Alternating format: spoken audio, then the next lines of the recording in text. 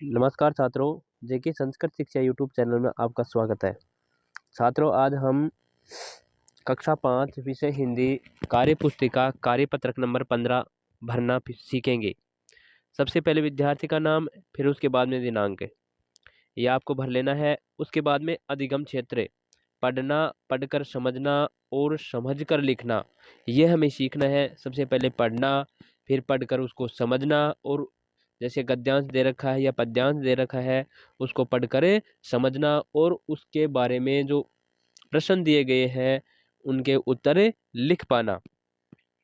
अधिगम क्षेत्र, अधिगम बिंदु में है पढ़ी हुई सामग्री को समझकर पूछे गए प्रश्नों के उत्तर दे पाना। जैसे हमें कोई गद्यांश दे दिया या पद्यांश दे दिया, उसको पढ़कर उसमें से उत्तर छांट कर लिख पाना, इसके बारे में सीखना है। दी गई कविता को पढ़कर नीचे लिखे प्रश्नों के उत्तर दीजिए। गरम गरम लू चलती, सन सन धरती जलती तवा समान, तब भी करता काम खेत पर,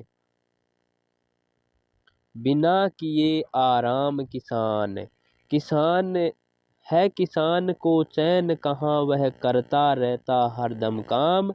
नहीं कभी त्योहार न छुट्टी है, उसको आराम हराम।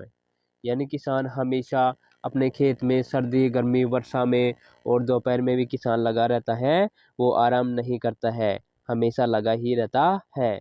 तो किसान की महत्ता के बारे में बताया गया है इसमें। तो इसमें जैसे पहला प्रश्न है, किसान खेत में कौन कौन से कार्य करता है? तो किसान खेत में हल चलाता है, किसान खेत में अनाज पैदा करता है, इसके अलावा किसान खेत से चारा लाता है, और भी अपने मन से भी लिख सकते हैं इसमें। फिर 2 नंबर पे है, यदि हमारे समाज में किसान नहीं होते तो क्या होता? यदि हमारे समाज में किसान नहीं होते तो क्या होता? किसान नहीं होता तो अनाज पैदा नहीं होता और हम भूखे मर जाते। यदि किसान ही नहीं होता तो अनाज कहाँ से पैदा होता, और यदि अनाज नहीं होता तो हम क्या खाते? हम भूखे मरे जाते। तीसरा प्रश्न है, किसान का जीवन कष्टों से भरा है कैसे? यानी किसान के जीवन में दुख ही दुख होते हैं, कैसे बताओ? तो किसान दिन भर काम करता है, आराम नहीं करता है। किसान सर्दी, गर्मी, वर्षा में भी कार्य करता रहता है। किसान दोपहर में भी काम करता है। यदि किसान सर्दी, गर्मी, वर्षा, दोपहर आदि में काम करता है तो किसान का जीवन इसलिए दुखपूर्ण या कष्टों से भरा हुआ होता है। फिर 4 नंबर का प्रश्न है, इस कविता में आए समान ध्वनि वाले शब्द छांट कर लिखो। यानी जिसकी ध्वनि समान हो, जैसे गरम गरम, सन सन, आराम हराम। यानी इनके लास्ट में जैसे रम रम, न न, सन सन, राम राम। तो ये लग रहा है, इसलिए ये समान ध्वनि वाले शब्द हैं।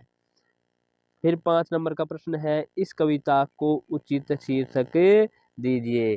शीर्षक जैसे हमारे पाठ का नाम होता है उसी तरह हमें इसका शीर्षक देना है। तो इसका शीर्षक हम दे सकते हैं मेहनती किसान। थैंक यू, धन्यवाद।